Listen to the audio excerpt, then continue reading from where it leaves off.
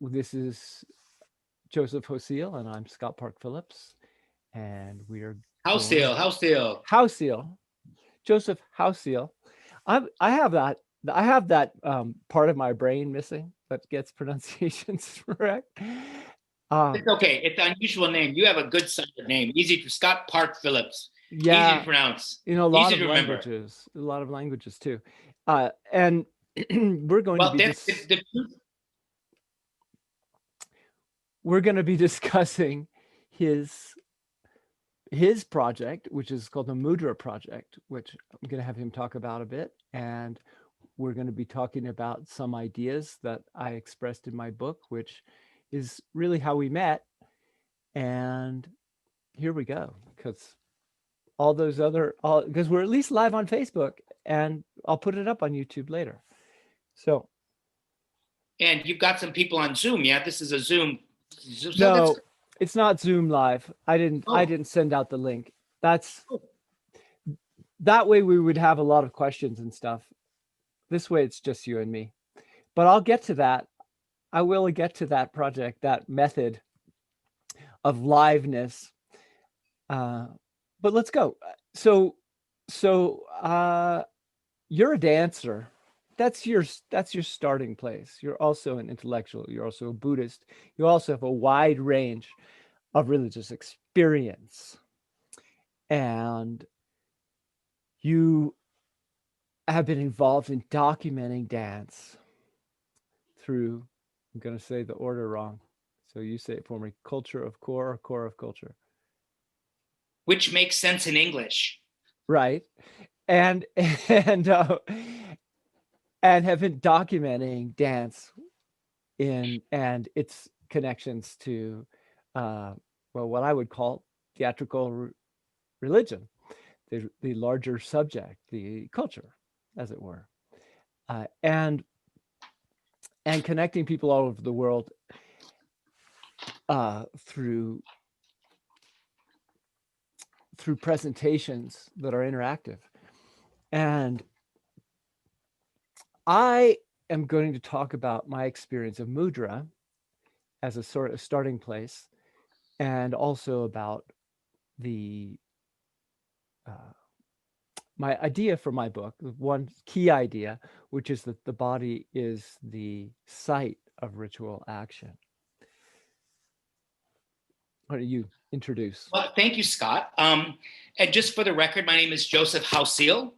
The name of the organization I direct is Core of Culture, and we have embarked on a new project being underwritten by the Ho Foundation of Hong Kong called Mudra and the Diamond Spheres, which is at its heart a intangible culture preservation project with a 1,000-year-old monastery, Tabo Monastery, which sits in the Western Himalaya in Himachal Pradesh, very near the border of Tibet.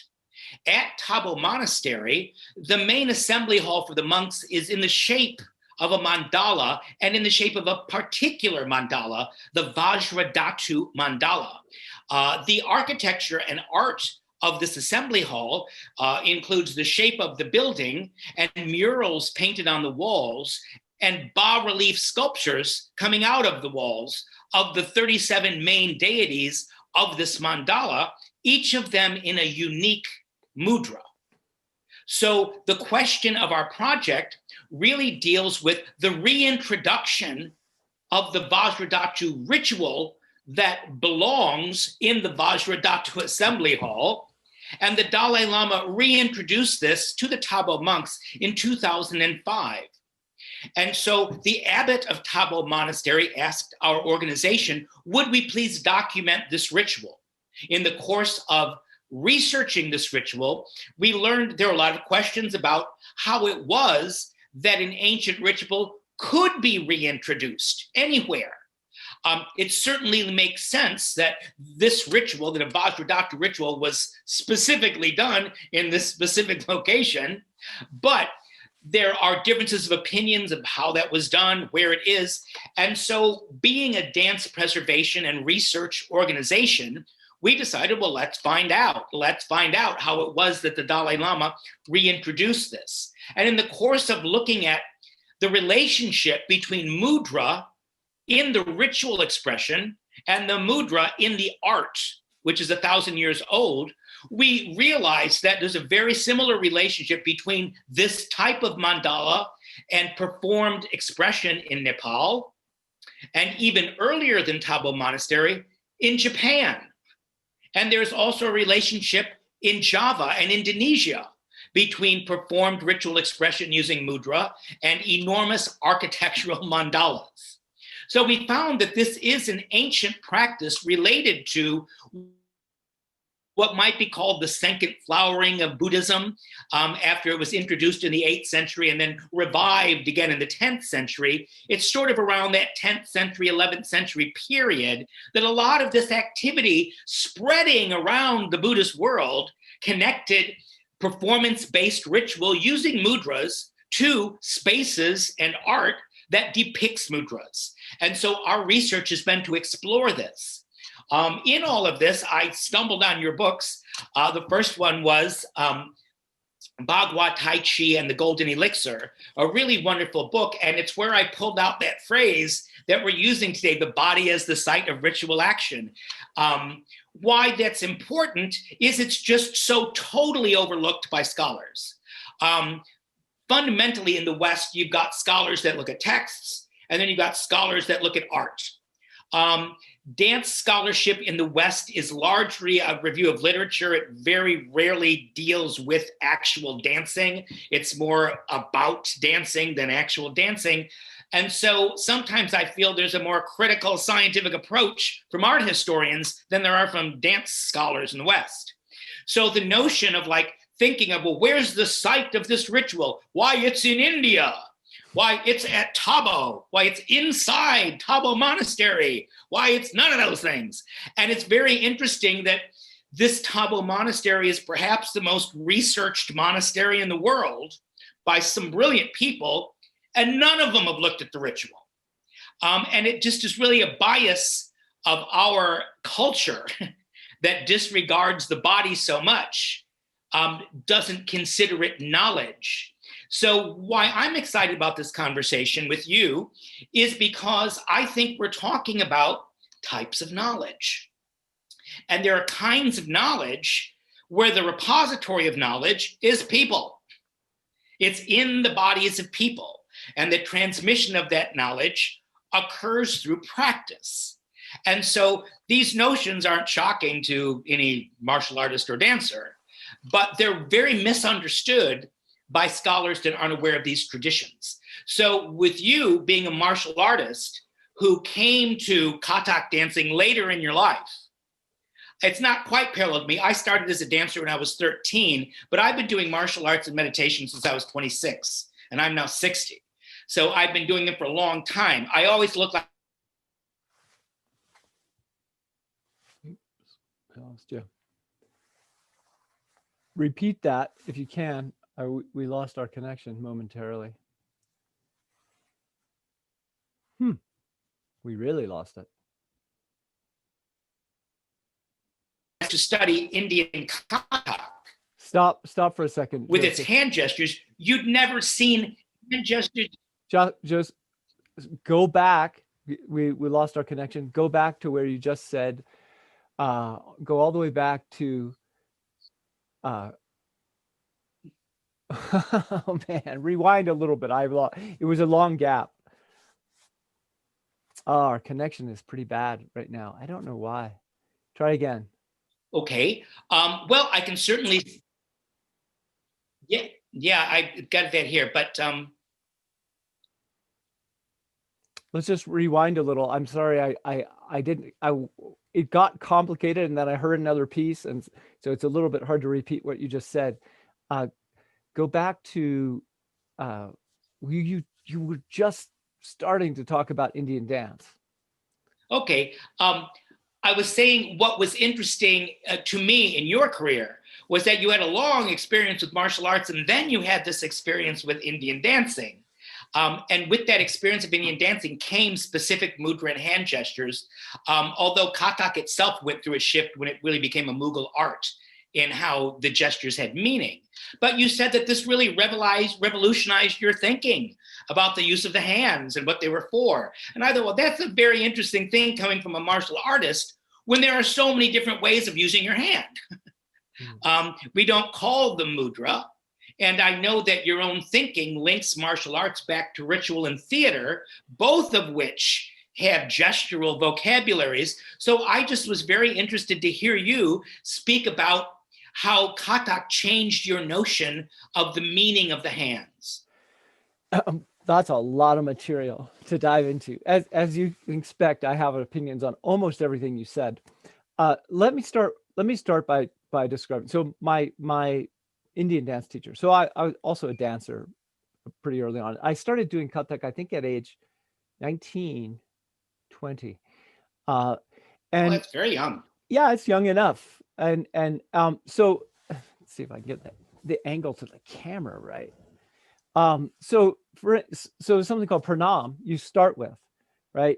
Even before I learned any footwork, you begin with pranam, which is the sanctification of the floor, right? Which is the sanctification of the space, which is to say you are entering sacred space, right?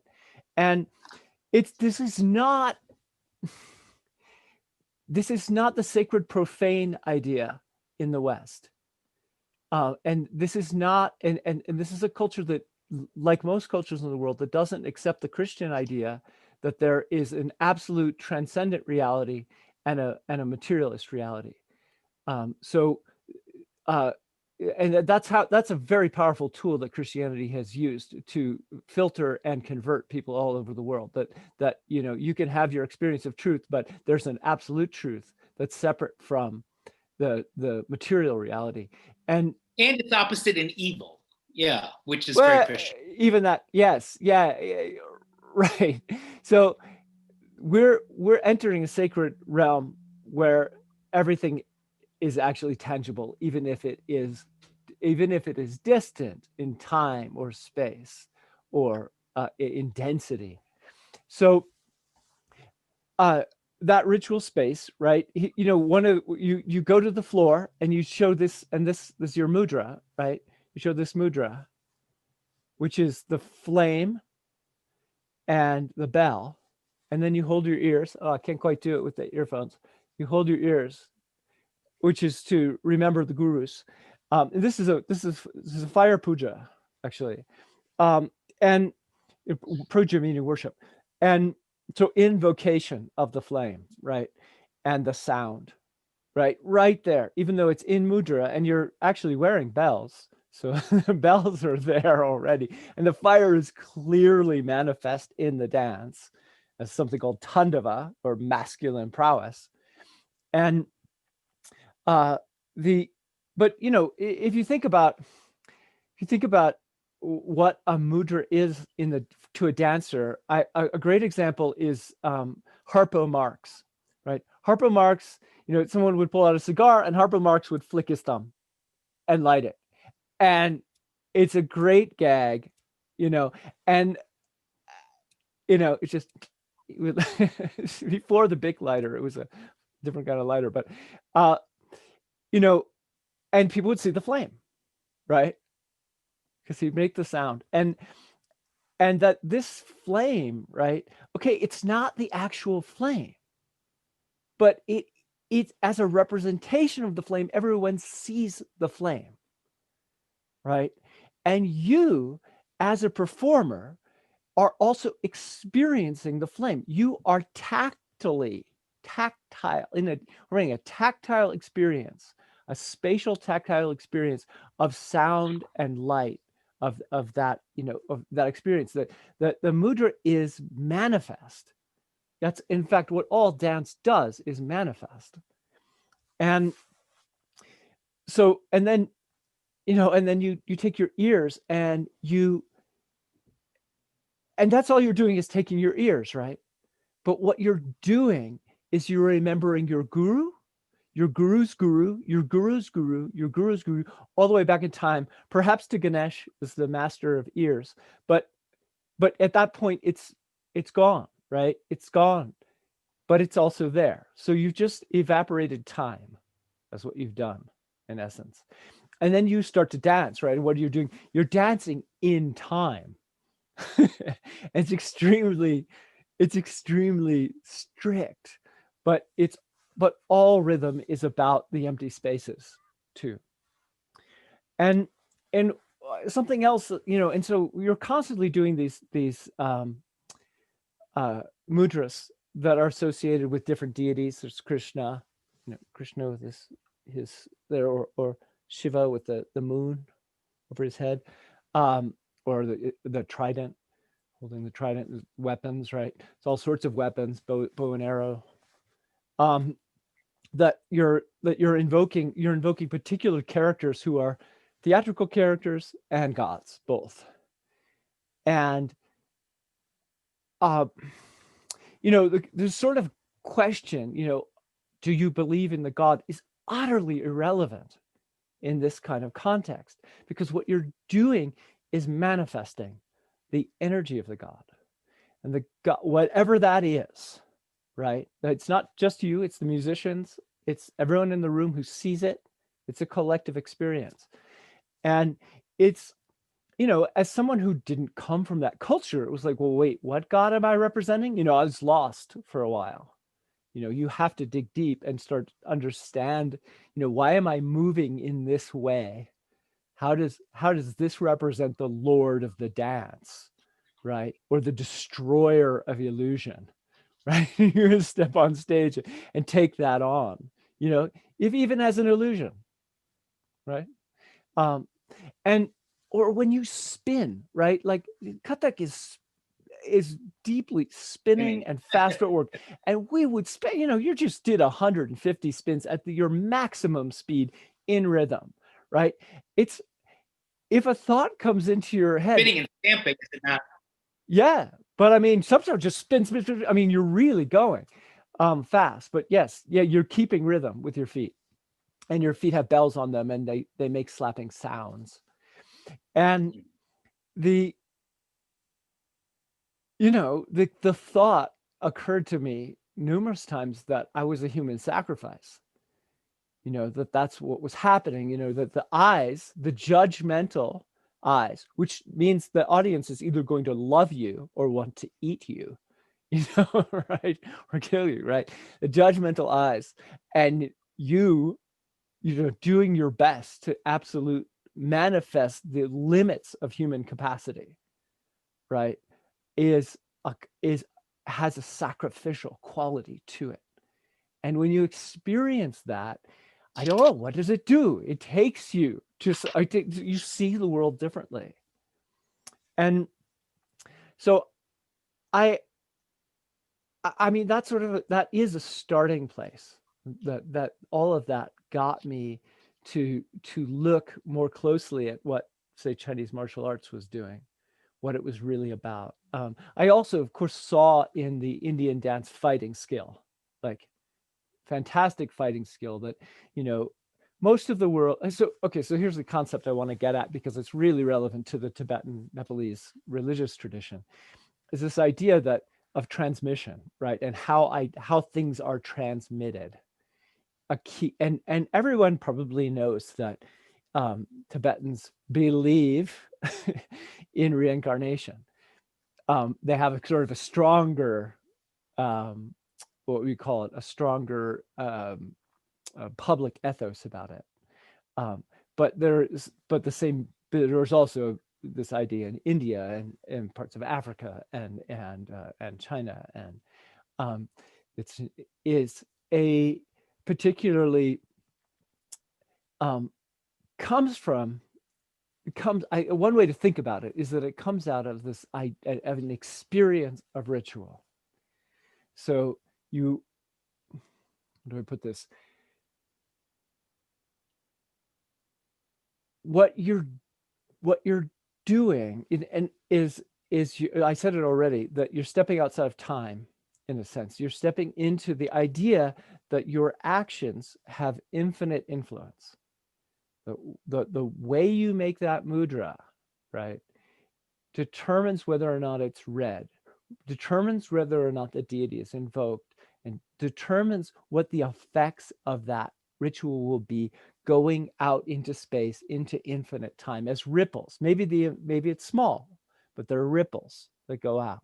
And that your dance itself is a received tradition, that you received it from the past. And this idea, when you start training dancers, or martial artists, one of the things you realize is that some kids get it really, really fast, and others don't, but they still get it. And you can see, like, well, what is that? Something, do we want to call it a collective unconscious in the physical body or something that some people get? I mean, this is the root idea here of reincarnation, is that you as a teacher are going, wow, that kid has it. I actually want to learn from them.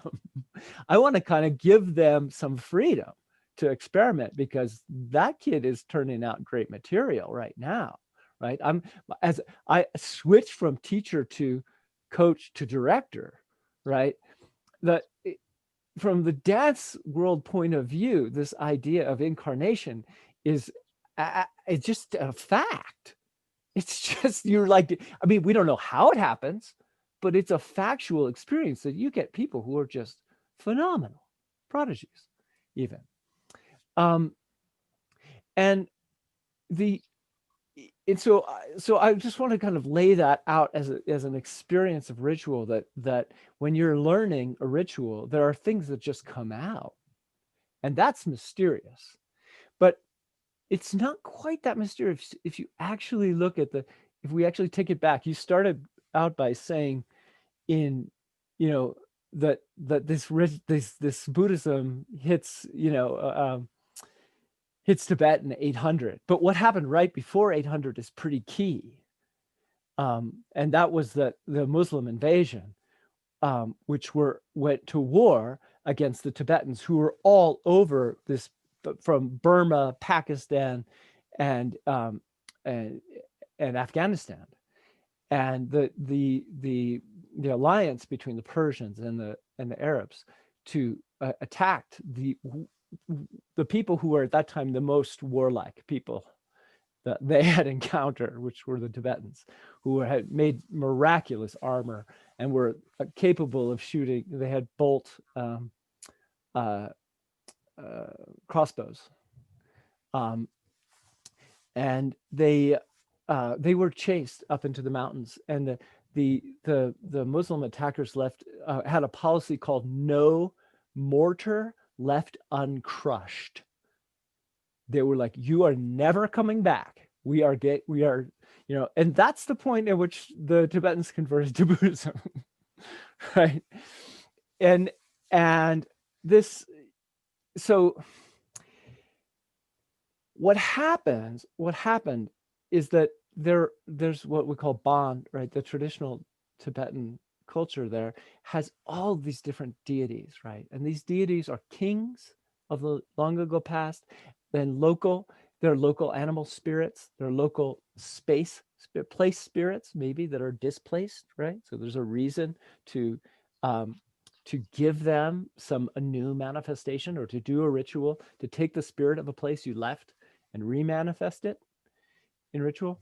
And these are ancestral memories that are connected to place, which become these deities, which, when Buddhism comes in, kind of consolidates them in what we call a canonization rituals, that turn them into what I see as dancers, right? These statues surrounding the mandala are in fact each a collection of a group of ancestors who are also deities, right? It's contiguous idea. You can call them Buddhas, you can call them immortals, you can call them, because some are more animal spirit. Let me just say something about that, because I know this from China, that it was really common to have a local animal spirit of some kind, a fox spirit, for instance, that was locally worshipped for its power, or a snake spirit.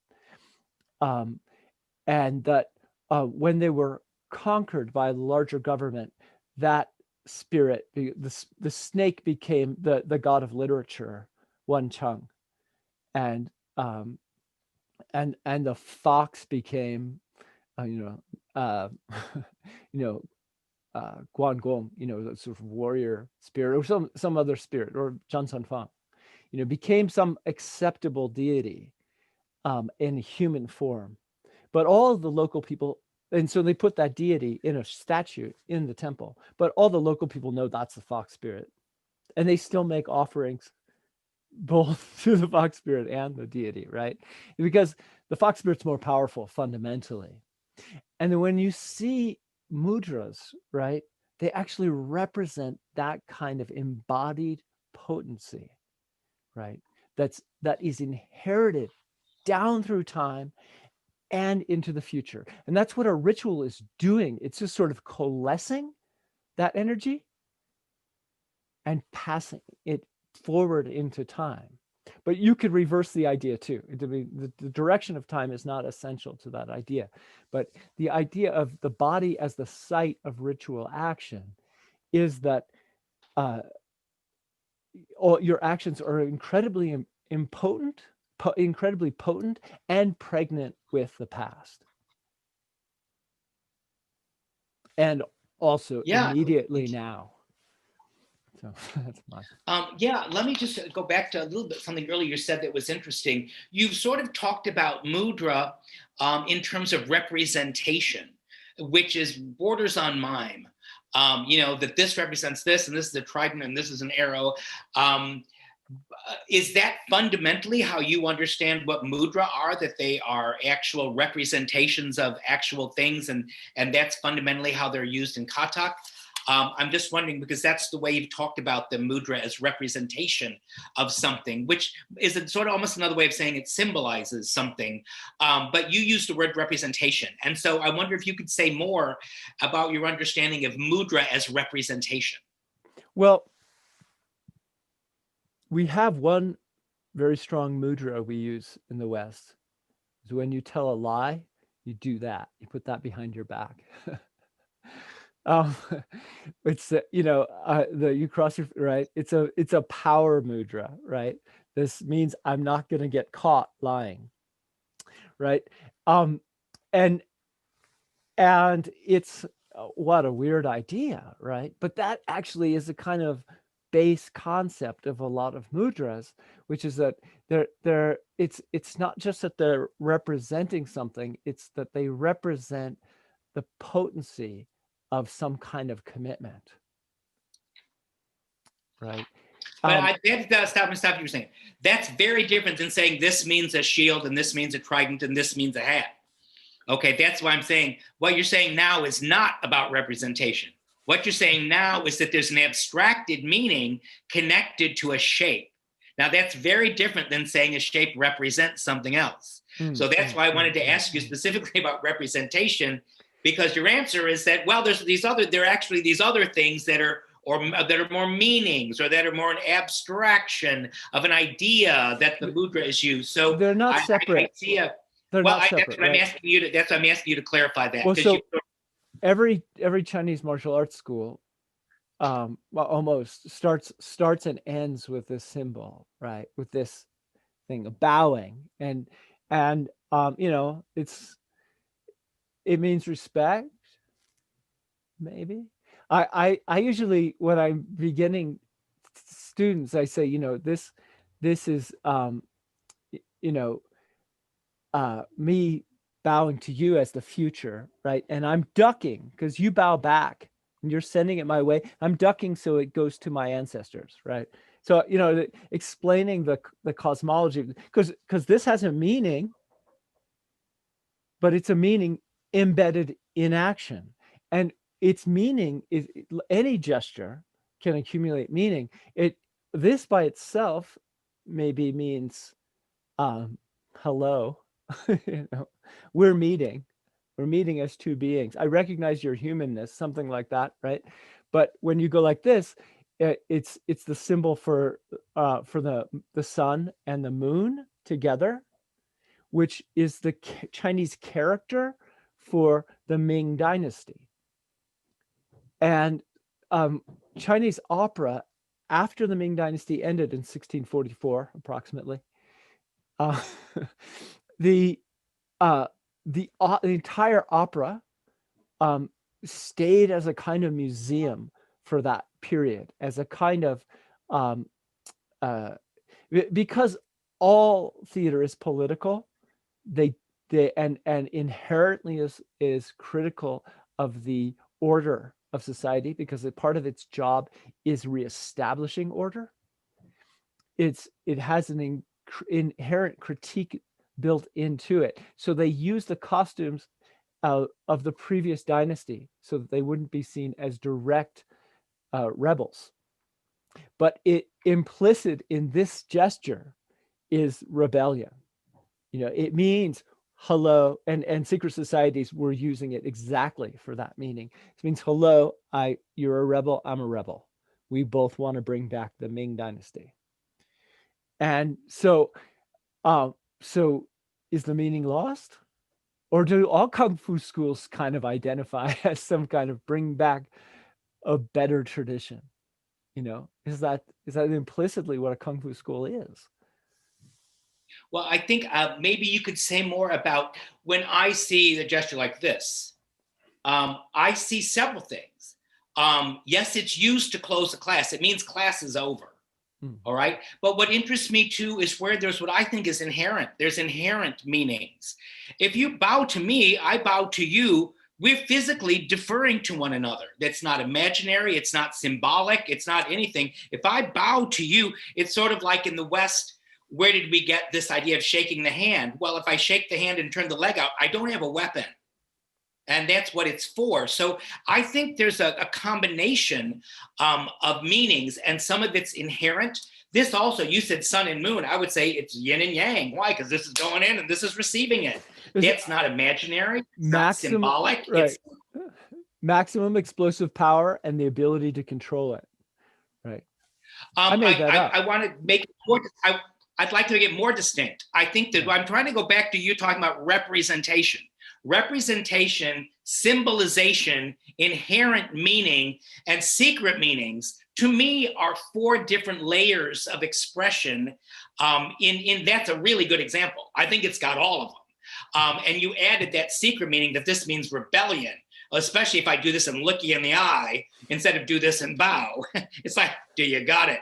Okay, let's move forward. I like that. And I like the idea that ritual is not the establishment of order, it's the reestablishment of order, which I think is a really lovely concept. But I'm wondering if you could say more about those distinctions between a gesture as representation, a gesture as a symbol, and a gesture as really having its own inherent meaning. Prajwal Bhattacharya, a good friend of mine, a Newar Nepali priest, he really says, look, you can put meaning on anything. Anything has meaning. And then he says, here's one of the gestures. And it means throwing things up. Well, that is throwing things up, okay? It doesn't just mean throwing things up. It is throwing things up. So I wonder if you could say something, especially in fighting. I remember in one conversation with you, you said you talked to a police officer or a soldier or somebody, and he said, look, violent situations aren't this pretty. Violent situations don't give you the time to go into your form and your consciousness before you act. And so I think there is a combination of inherent meaning. There has to be inherent meaning in martial arts, or you'd never win a fight. There's got to be an effective martial purpose to what you're doing, or it's not really a martial art. So I think there's a combination. I wonder what you would say about the inherent meaning of gestures and the symbolic or representational meaning of gestures. Yeah, I was just going to disagree with that. The purpose of martial arts is to reestablish beauty as a source of order. I mean, that is the fundamental purpose of martial arts. And we're not fighting to win. We're fighting to reestablish beauty. And it might involve winning. But we actually want to reestablish the order infused with beauty. I don't think most martial artists would agree with you. And I think, let me have a word in here. All right. I don't agree with you. I think that's your idea. No. And you should run with that idea and explain it. I've never heard anybody say that till this day. But people learn fighting to fight. The Tibetans learned fighting techniques to fight. The Greeks learned fighting techniques to fight. The Chinese learned fighting techniques to fight. The Boxer Rebellion was to fight. It wasn't not to fight. And if you have a martial technique, let me finish speaking. If you have a martial art that doesn't succeed as a fighting technique, whatever you're doing, you're not going to win the fight. There's an efficient purpose to martial arts. There's a really efficient purpose to it. You want to really bring the art back to martial art, and I think that's absolutely brilliant. No. You're missing something. You're missing something. I'm saying that martial arts is a ritual. I'm saying that it is a ritual. So sure, you at that moment can have the force to break someone's neck right there, right? Effective, efficient, call it efficient if you want, call it. But what you're doing as a martial artist is you are going back to the original nature of what a human being is as a predator and absolutely embodying that. And the word embodying doesn't really cut it, because what I mean is ritually substantiating your entire ancestral tradition, both through birth, through blood, and through knowledge, right? The entire evolution of your being is manifest in that strike, and that is going into the future to preserve, protect, and create beauty. And that is the purpose. And if you miss that, you're a fucking thug. That's all you are.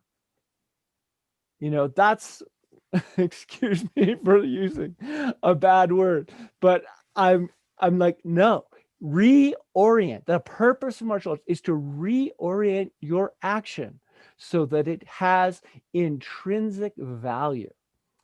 So you think martial arts are not fighting forms? It doesn't matter. That's it. Just, well, all I'm saying is that if you see it that way, all you're seeing is the trivial. You're not seeing the depth. That's what I'm saying. I'm not saying they're not that. I'm saying if that's all you see, you're not seeing it. You're not really seeing it. Fascinating. I have another question for you. I don't agree with you at all, by the way. I think you're not. There's many different traditions, and they all might have what you just described. They're not all fighting traditions. And I think there's actually the great unity is getting back to the thing you're talking about, that ancestral connection outside of time.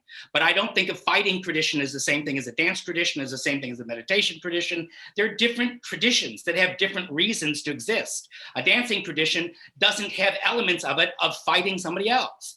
A fighting tradition is there to learn how to fight. A dancing tradition is there to learn how to dance. They cross over. So I feel you're sort of ignoring the plain reality that martial arts traditions are fighting traditions. That's what they are.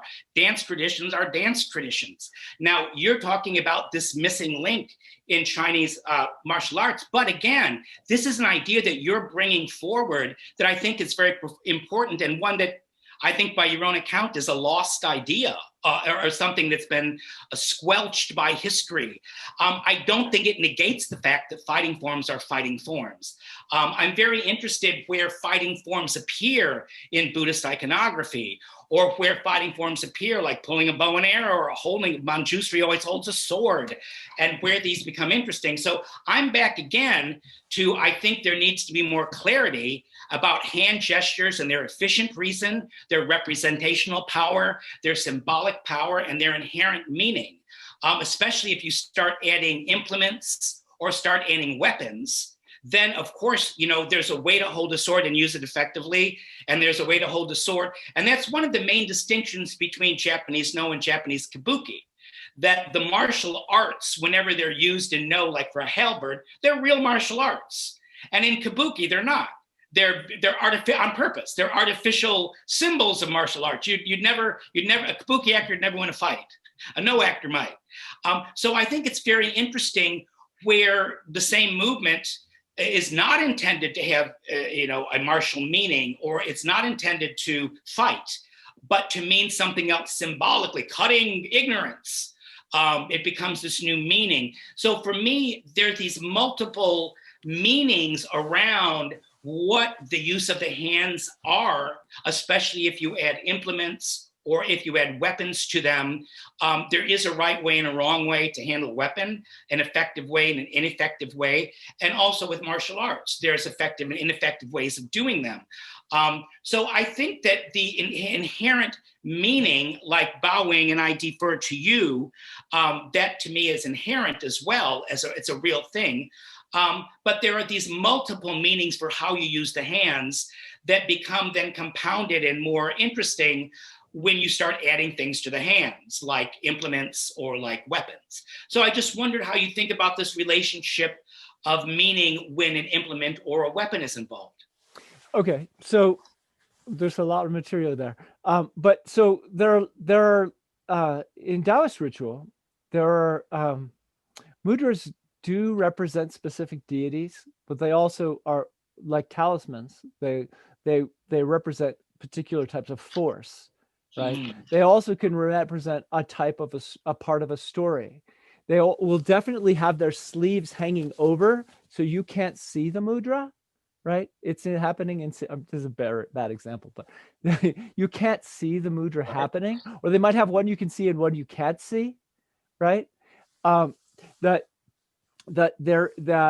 we might call that magic, but it's actually a process in ritual by which you are manifesting something which is, again, coming from the past into the future, or also things which are experienced spatially. So there's something, a very important component of ritual, which is the way in which space is handled.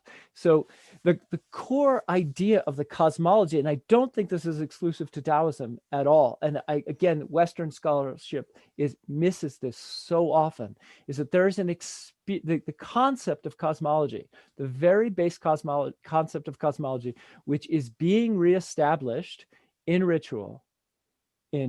Speaking about Taoism now, but again, I think this applies much more broadly, is that you can have an experience of the world coming into being. And what you do is you take the world in its stale, crazy, chaotic forms, and you embody it back to the beginning of existence. But I'm using the word beginning here because we're not talking about time. We're talking about an experience. And you remanifest the experience of the world. And this is a description of something called the golden elixir, which is the core concept in martial arts, is what my books are about. And that you have a physical body, which we call jing, and when it's still, qi floats around it. But also when it's empty of intent, qi floats around it. So stillness and having no desire or no intent is the same egg-shaped body. And beyond that, something that is usually translated as spirit or shun, but is the realm of the imagination. So it is the realm of visualization, and it's completely coherent with the practice of visualizing deities. So that what you are, you become a physical body completely empty of intent. You could call this a vessel, but it's a vessel that is actually dense. It's protected by the qi around it, and the imagination is out beyond that. And I'm speaking spatially here, but that is a prerequisite for all Taoist ritual, that you have established this body, and that this ritual itself has remade your body. It's absolutely fundamental idea. And so you actually practice making your body empty. When you pick up a weapon, you make that weapon empty as well. And its power and potency are in the space, right? So when you perform a mudra, it is in fact a weapon, but it may be a weapon for love, just to be cliche or cheesy. It's a tool. It's, in that sense, it's a tool. It's a potent force That is how mudras are being used. And because in that state, what I'll call the golden elixir state, is the most potent state. It's outside of time. It is in complete your most original nature, without artifice. And so your actions have limitless influence, but also everything influences you. You're completely it's a completely unmediated. It's very similar ideas in other religious traditions. Yeah.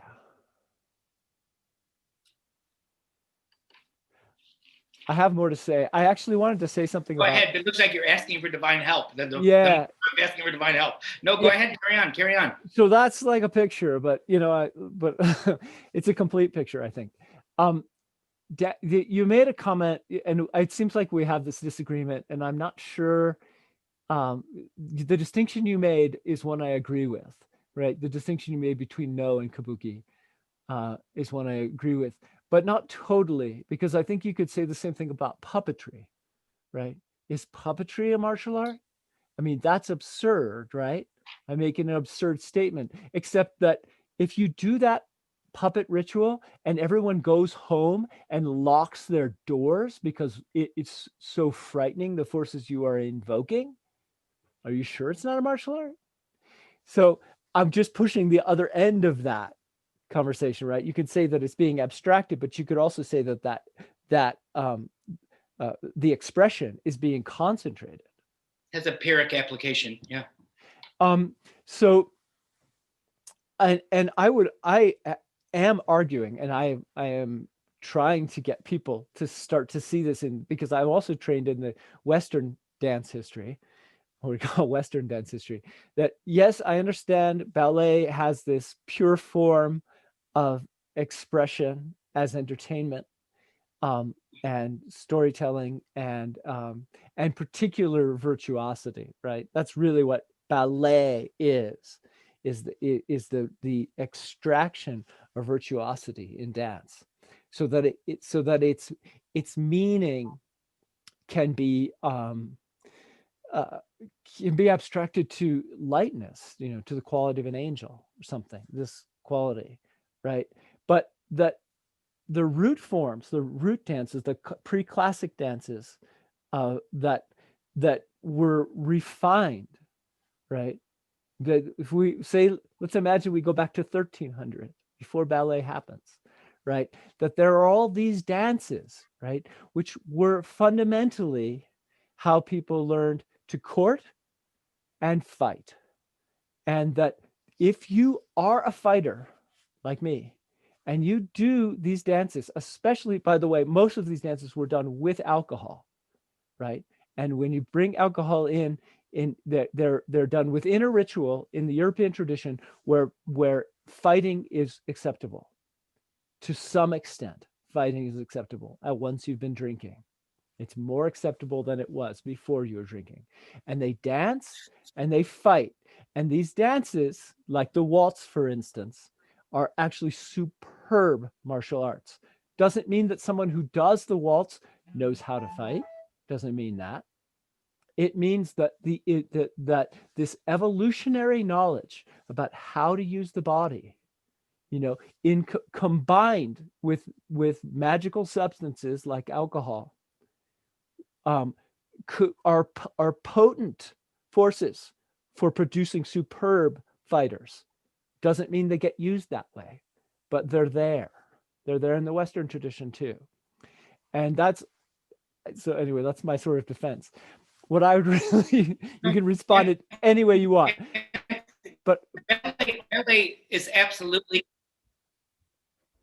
Oh, sorry, I didn't hear that. Say it again. Ballet is absolutely connected to fencing. The same possessions, everything. Fencing and ballet have the same roots, and they were, and the dancing and the fencing were trained by the same people to do different things with them. They were very much about social conventions. The dances you're talking about became the social dances, and the social dances included fencing, and indeed horse ballets. Equestrian ballet is related to ballet. Absolutely. All of those ballet comes out of drill, really. Ballet formation comes out of military drill. You can compare ballet formations to equestrian formations. People don't talk much about that, but ballet actually comes out of martial drill, martial formations, fencing. Fencing uses the body very much. It's one of the rare martial arts, Indian ones, that turn the legs way out. And again, that becomes both a sweet spot and an open spot, you know. Maybe I can ask you a question about, you were speaking earlier about the body shape and the mudra shape being manifestations of other kinds of energy. Would you like to say some more about the shape of the body, what the body does as an expressed manifestation of other forces?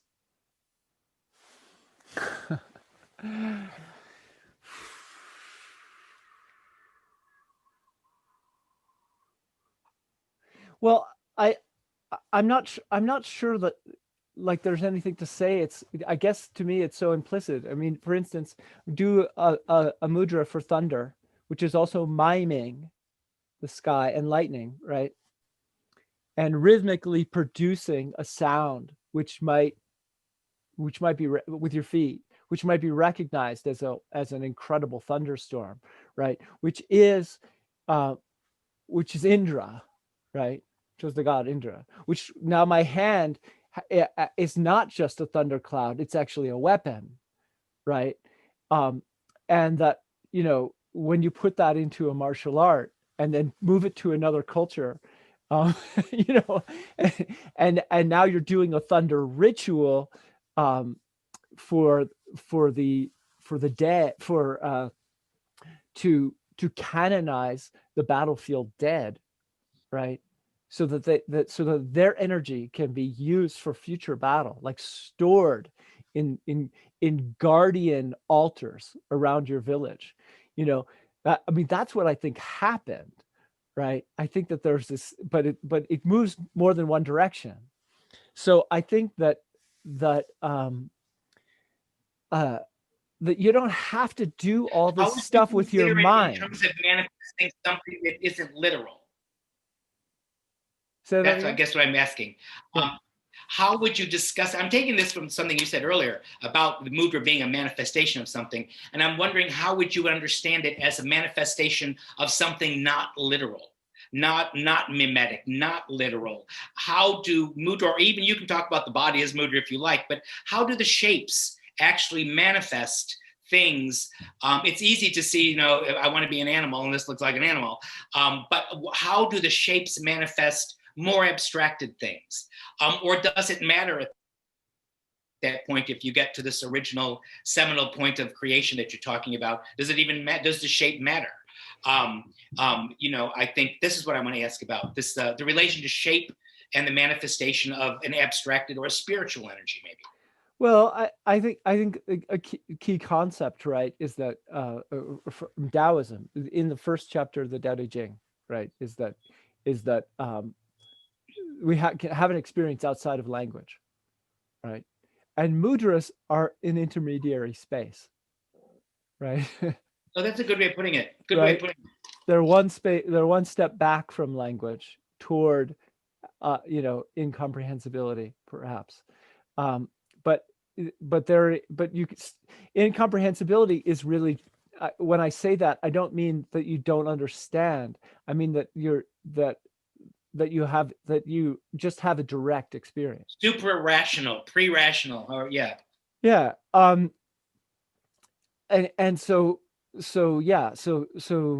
mudra in that sense is, can hold on to, in a sense, what might, if your consciousness is moving this way, over here, you're way over here, you're writing essays for posterity, and here you're giving speeches, right? And here you're just glaring at someone and saying one word, right? And here you're not saying anything, and here you have mudras, and here you have direct experience of something that's unnameable, right? Which we in the West might call God, but which is and then we have out there beyond my hand, is beyond it, what we can presume is there, but we can't experience, right? Something we can get close to but can't actually experience. which is called Tao, um, in the Chinese tradition. And but here something, because I don't think we're going to talk forever, although we're going to talk again. I can tell. Um, well, I would really like you to say something as a dancer who has had a lot of experience with these Nepalese and Tibetan dance and Bhutanese dance as well. Um, can you talk about them a bit, just in terms of in terms of all of these different things, in terms of what their role in ritual is, what their role in terms of ancestral transmission is, what how they use mudra, how they are or are not mudra, something like that. Well, yeah, that would be our next 6 talks. So a But what I could preface, say now yeah. is we're, Go ahead. no, I think I would just limit it to, we started talking about mudra and how the use of the hands changed your thoughts. And you talked about how it was a manifestation, and then went in to talk about ritual and your experience and linking it to the golden elixir. One of the complications about you using the term golden elixir is it has so many different meanings in so many different texts. And so when you finally get what you mean, and it took a while to get what you mean, and I didn't get what you mean from your writing, I got what you meant from my experience. And I really think you need to develop this idea in a more comprehensible way to share with other people. And I sort of wonder, and you might or might not agree with this, your description of going back to that outside of time moment, the beginning of creation and everything. I think that's the only ancient secret. I don't think there is another one. I think that's it. And you call it whatever you want. Call it enlightenment, call it Tantian, call it the center of gravity, call it the present moment, call it whatever you want. Golden elixir is fine if you know what you mean by that. But that's, to my mind, that's what the Vajradhatu is. The Vajradhatu is what you would call the golden elixir. And one of the stumbling blocks for scholars, and I feel for them because they're so full of a certain kind of information, and they've been given credibility for it and acknowledgement for that type of understanding. I think you do that long enough, you have a very hard time understanding other kinds of verified knowledge, you might say. And one of the things that's interesting is this relationship between art that depicts mudra and rituals that have mudra. The scholar, one of the scholars in our project, brilliant scholar, pointed out that in the Dunhuang caves between, China and Asia, sort of at the far west of China, on the Taklamakan Desert,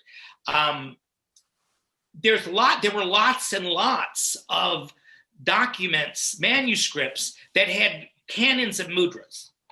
And so a monk would look at, yep, that's the 8 offering mudras, that's this mudras, that mudras.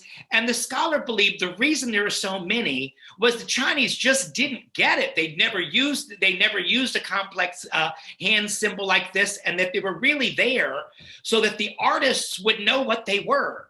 And they could go back and look at these pictures like, oh, that's the one we need to do in this painting. That's the one we need to do in this painting. And so rather than seeing this representation of mudras in manuscripts as proof that mudras were used, he sees it as proof that mudras weren't understood. And I think that's a really interesting idea on the back of the other idea, the pre-verbal idea, that you've got, it's not just Taoism, but Zen Buddhism would say, whatever the truth is, it isn't in words. It's not in words. Whatever it is, it's a hit on the head. It's an awareness. And I think most religions, and although in the West, we're pretty happy with the name for God. We don't really want to go beyond it too much. We know a lot. I think Westerners know more about God than anybody. We know what he does, how he feels, what he sins, how he keeps score, everything, Other religions aren't so consumed with saying they know God. They're more aware that there's an experience that can be attained through various technical means, you might say. One of the things that the Nepali priest taught me that I thought was so interesting in trying to understand the relationship of art that shows a mudra and rituals that have it, and what's this relation, what is puzzling, but one of the things he taught me was At some point in the performance of a specific deity, let's say Avalokiteshvara, you need to do it exactly like the painting. Exactly like the painting. At some point, you've got to get the head right, the costume right, the belt right, the hands right, everything has to be right, which makes the paintings a kind of dance documentation. Mm-hmm. And so, as scholars will point out, anytime you see 37 deities on the wall, it represents the accumulated practice to that point, perhaps more than giving instructions what to do later. I think that's an interesting way of, fair way, and the dancer said in our project, Sharon Lowen, well, basically these ancient manuals of techniques, of hand techniques and movements and body techniques, they're basically encyclopedias. And encyclopedias have to be updated. Nobody wants to use an encyclopedia from the 1940s now. They want to use a new one. And that doesn't negate what happened or what was written in the 1940s, but it means that we don't look at the compendium of dancing in India from 2,000 years ago the way Westerners look at the Bible, like God's law. That's not what it is. It was a compendium of exercises, a compendium of behaviors that then take on a life.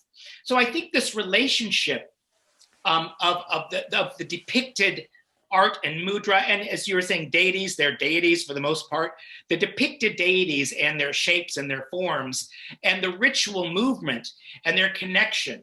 I'm interested to see, since the Dalai Lama reintroduced this mudra, this ritual, which has 37 unique mudra in 2005, and all the mudra are on the walls.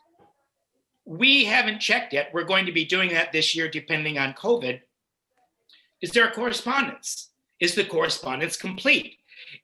Are the mudras in the rituals, do they directly correspond to the mudras in the walls? There are a number of mudra in the walls of Tabo Assembly Hall that are unusual. They're unusual. I see them as signs of antiquity. They're representing known deities, but with the hand off to the side rather than the hand in the lap. Now, art historians don't think that's such a big deal, but anybody who moves would say that's a completely different posture. The palm is open, but if the palm is open in front of your knee, or if the palm is open on the side of your body, those are different movements, and maybe they represent different canons of expression. So I think this relationship of the depicted mudra and the practiced mudra is very interesting. The other thing that you're speaking on that I think would be something to talk about in the future is that this idea, I don't know if you saw, I sent you a video of a Japanese 16th generation potter speaking to a traditional Japanese comic. Did you happen to see that? I don't think so, no.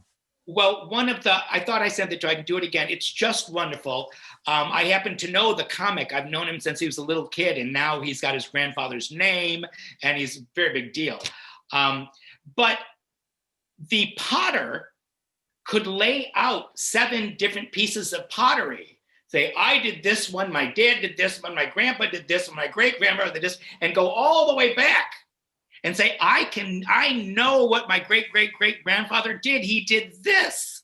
Yeah. And the comic said, well, I can't. How could I possibly know what my great-great-great-great-grandfather did? But I know what it means to be raised in a family where they are totally dedicated to passing on this art. And not only is he an only child, his father's an only child. And so they were talking about the pressure on them as young men today dealing with this, but it goes back to this question of the reality of making that connection outside of time or not. And if your ancestor in their technique, and this is why I was being a little bit stickler on fighting technique. Fighting technique is not the same as telling jokes. They're different techniques. Meditations are different. They overlap, but they have different efficient reasons. Mm-hmm. Dancing East and West has different reasons for existing. And I think those reasons shape what you do, even if the ultimate result goes back to something like the golden elixir in a ritual or meditation setting. So I think these are all quite interesting, examples of where the inherited technique is a means to get to that golden elixir point, to get to that point of eternal renewal of self, the true nature of the human being, which is outside of our temporal being. And I think when these traditions get to that point, you are doing exactly the same thing as your ancestor did 16 generations ago. And if you don't quite get to that point, well, you're on your way like a lot of other people were along their way too. But the question of the modern scholar that is what's your hand doing the same thing as what your great-great-grandfather's hand was doing? And Prajwal Vajracharya, the Nepali priest, that's not the point. The point is, did you transform your being the way your great-great-grandfather transformed his being? That's the point of the technique. If you inherited a joke and you can't make people laugh with it, you didn't quite get the transmission. Right, so I think this question of transmission and the reality and what you might, I don't want to say the word proof, but the reality that how does a modern exponent of an inherited tradition, how do they know if what they're doing has authenticity? Is what was authentic passed down? Well, then what's authentic? What's authentic to be passed down? So I think these questions are very, very interesting about the relationship of the expression of the body and its ability to create a state in someone.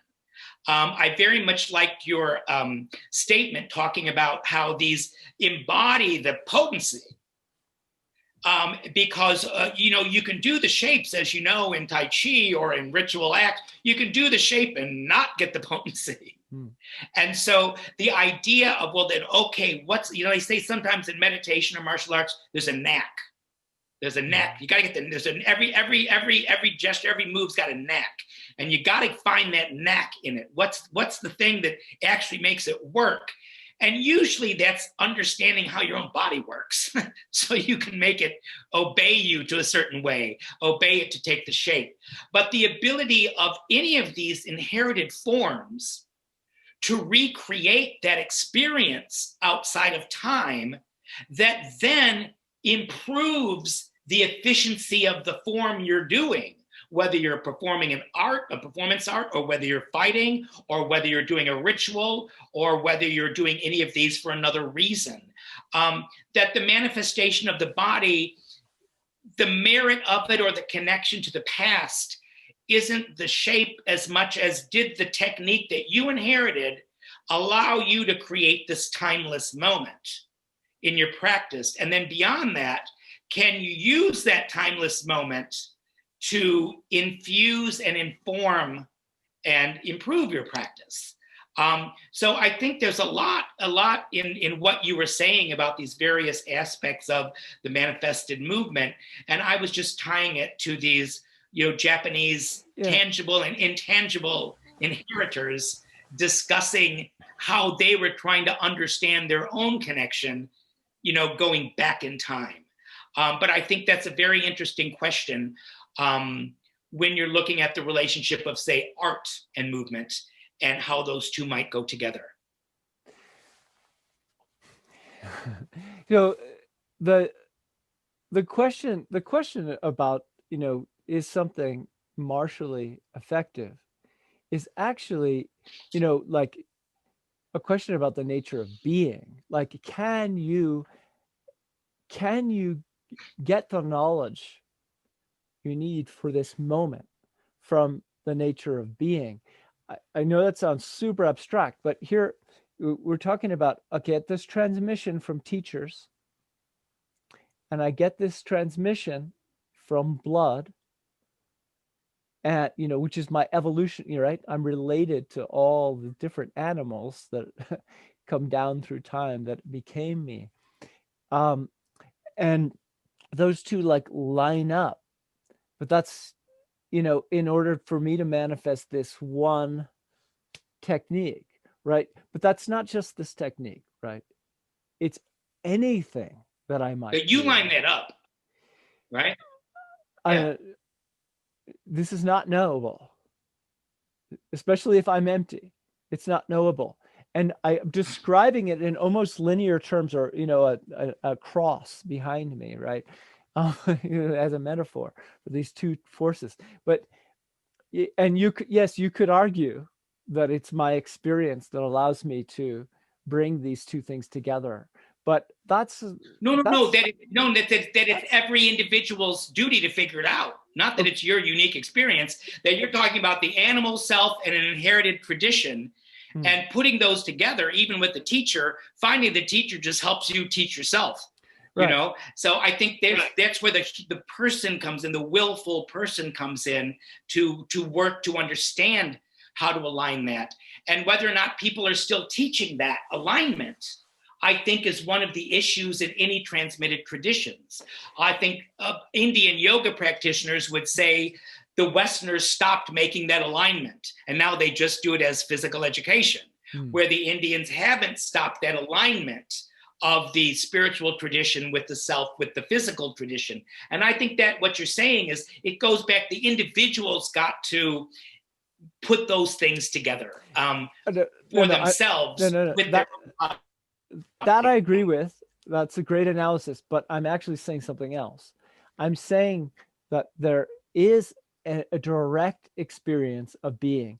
We could call it, if we're talking martial arts, we could say, I have a perception of physics. It's not my own body. It's not how my body works. It's actually physics, right? It's how space and density work together, right? It could be way more abstract than my body, right? I have some experience of that. That is actually what brings it together. You only experience it because you have a body. You don't experience for any other reason. The only reason you experience it is because you have a body. And so your experience of the pure nature of physics is because your body allows you to have that experience. That's why you have it. But my body also produces illusions. What? My body also produces illusions. So it produces both access to what's real and access to what's not real. I think the Buddhist understanding would be it's all unreal. It's all unreal. The reality really is unknowable. All of it's unreal. But I think that's what I was sort of looking at when I was talking about what is the role of the modern exponent, and certainly people that inherited one. They've got really an interesting notion of how they understand themselves and what they're entrusted to continue to transmit. Yeah. You mentioned Sharon's talk, by the way, which people can still see, right? People can still listen to. And she and the text she was referring to, you use this term, canons of mudras, or canons of transmitted of instruction, right? And she was talking about the Natya Shastra, which I happen to have a copy of. Yeah. And is it, which is this old book about dance, and nobody actually dances the way the Natya Shastra says to dance, or everybody dances the way the Natya Shastra says to dance. It's a little hard to tell. It's a detailed manual of what they were doing at that time, and it is, in a sense, an instructional manual. But it's also kind of a guide, like, make sure you do all these different kinds of facial practices so that you can transmit, humor and arrogance, like practice these things because they work. And the mudras, right, are cross that line even in that book, which is at least 1,500 years old, cross that line between mime and religious significance that is more abstract, like holding the ears, right, to mean wisdom, or remembering the gurus, right? It's like, it doesn't mean, it doesn't, what does remembering the gurus, why does it look like that, right? Why did Carol Burnett go like this to remember her mother? Yeah, exactly. Right. That's the show, you know? And we don't exactly that's a bit of a mystery, but fascinating, right? That those sorts of things. Um, and I think that's right, that there are these canons of sort of transmitted knowledge that you could be inside of or outside of. Because if I did this and you don't know that Krishna has a peacock feather, you're not going to read that. Um, and so when these things went to China, for instance, because we're talking about the Dunhuang caves and what was there, when these things went to China, well, because I've talked to a lot of art historians, right? When they look at the Indian stuff, they're like, this is this god, this is this god, this is this god. They'll do that because they have the exact mudras or the implements they're holding. You're like, definitely, that's that god. And then you go to China and it's like, well, he's got this god's implement and that god's implement, and he's in a slightly different position. What does it mean? You know, it it gets murky partly because they took some of this language and transmitted it to another culture where the meanings shifted a little bit. So it's very possible that the text is a kind of encyclopedia for translation, for mudra translation, right? Just suggesting that possibility. Not because they didn't Well, I think understand one of the mudra, things but that because they needed to be able to translate. yeah, I think one of the things we're encountering with some of the scholars is that the only thing these depictions, such as Dunhuang, or that they're not prescriptive, that they're only summaries, and I think that isn't accurate. It's pat. It's a lovely pat academic idea that lets you sort of sit back and harumph it. Yeah. But in fact, in meditation, Taoist meditation, in Buddhist meditation, Tibetan Buddhist meditation, the tankas are absolutely painted to be used during meditation to develop your visualization. There's no question that's what they're actually for. There is a prescriptive element. In the Newar Buddhist practice that Prajwal was discussing, he's like, there is no enlightenment without singing and dancing. By singing, we mean mantra, and by dancing, we mean meditation. So, in that sensibility, every painting of a dancer in Nepalese Buddhism is a painting of meditation. And they also compounded by the reality that in Buddhist art, the artist did not invent the poses. The artist did not invent the mudra. The artists were depicting existing practices. Mm-hmm. So there's a double edge on that. The artist was depicting a real dance, and the real dance was a meditation that then can serve as a lighthouse of depiction that a dancer can use, but also a meditationer can use to help develop their visualization in meditation. This is done very directly in Bhutan. So the question of, are these images proscriptive? Is an image of a mudra prescriptive, teaching you how to do it? And so here's where I have sort of a clever new idea. We are helping the Tabo monks improve their performance of this ancient ritual by bringing the ritual masters who taught them in the first place to come back. Now, I see some of this, and for our other work in the Himalayas, the problem's didactic. That's the problem. That it used to be you were much more closed systems historically. Now all these systems are not closed. And so the old way of teaching them just doesn't get rooted as well now as it used to.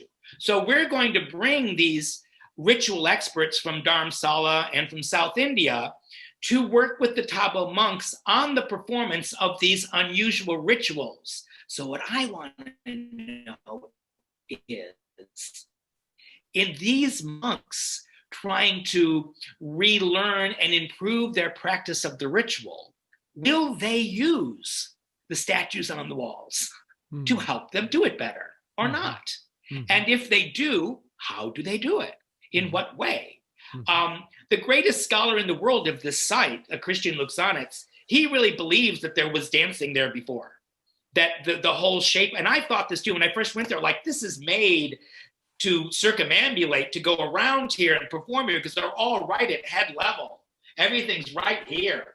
And it's like, well, you could meditate and look up at it, but if you move around it, you're with it. You're just right, you're up in the clouds. Everything's hanging in the air. All these deities just floating in the air around the space. So I would be surprised, but I'm going to wait to see. The jury's out, and who knows what we'll be able to do in 2021 with COVID. But with the reintroduction of this ancient ritual, and with them now trying to learn it better, how could these ancient statues not have a bearing? How could they not? That's where they go and do their rituals every day. So I think trying to understand what the relationship is of the manifestation in something that exists through time, like art, and the manifestation of things that exist in time, like physical expression. How do these relate now in a large, complex act of transmission? You know, from the Dalai Lama down to a body of monks. And after they originally learned it, they all had to do retreat for a month after they learned it. So that's a way of re-embodying that. Again, it's going to be stronger the better you are at the meditation techniques that require that. So I think trying to understand the role of mudra in both the summary of existing practice representation and in their prescriptive, faculty of being able to help people create a visualization, use these mudras as lightning rods of potency, of distilled potency, as you were saying, where you find that relationship. Because if you're going to get outside of yourself, you can get outside of a statue. You can put it all inside you, you can put it all outside of you.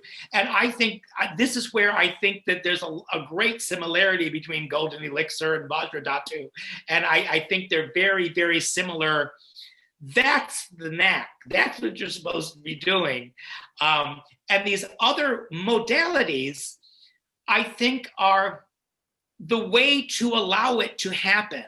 Not that A plus B equals C every time, but at least they can transmit a structure through which you can attain the mystical or spiritual experience of being intended by the ritual.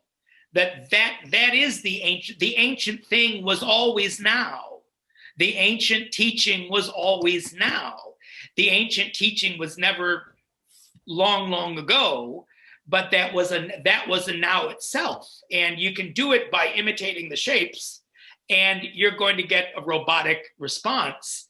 But if you do it in a way that can recreate what the original experience was, then I would maybe call that a successful transmission.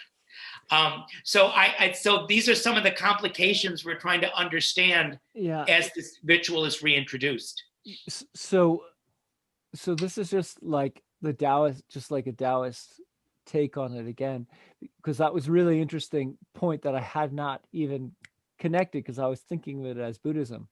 But if I think of it in the sort of broader sense, at the village level, you have temple dedicated, right, with a deity in it.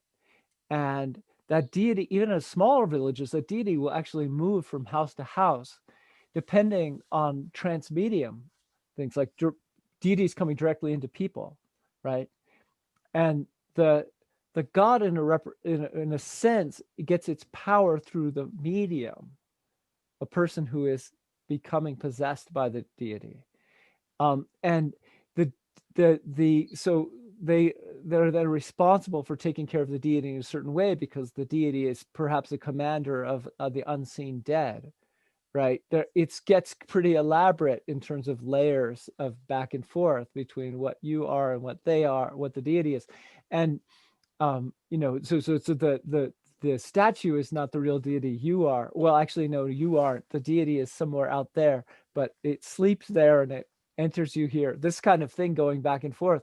And you in a ritual where you have a bunch of deities, or Taoist installed deities, not the smaller version, but the larger, the national version or the regional version, Taoists would be waking up every deity, right? Doing a ritual to open their eyes.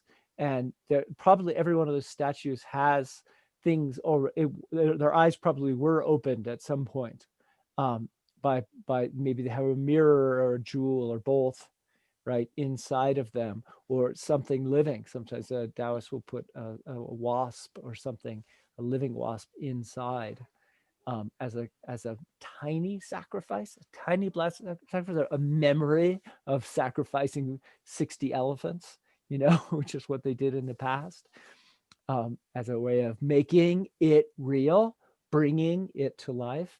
And so anyway, I just said, it's sort of just a resonance of what you just said. It is always a pleasure to talk to you. And I'm really excited about your work. It's really interesting stuff. And I really hope Mutual, I'm sure. I hope more people will engage with it. And I also really appreciate how you bring different voices together, because that is really where creativity and insight happen. So thank you. I agree. And the responses to our speaker series, there were 4 different speakers: an Indian dancer, a Nepalese Buddhist priest, a Ladakhi Tibetan monk, and an Austrian art historian.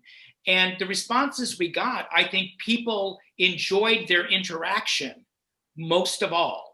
That we would never get a chance to hear these people engage each other in conversation, ask one another questions. And that's really what I think people enjoyed seeing. And beyond that, they enjoyed seeing it happen in a harmonious way, not in a academic kind of way, which is defensive, but more in a way of really wondering about. And I think also when people become great exponents of their forms, they appreciate other great exponents of their forms. They know what it means to become the exponent of a traditional form. And again, what you're saying, and what gives it life. And the life, I think, is the real question of it. I'm very grateful to be here talking with you today. Thank you so much. And we're all eager for your next book. Thank you.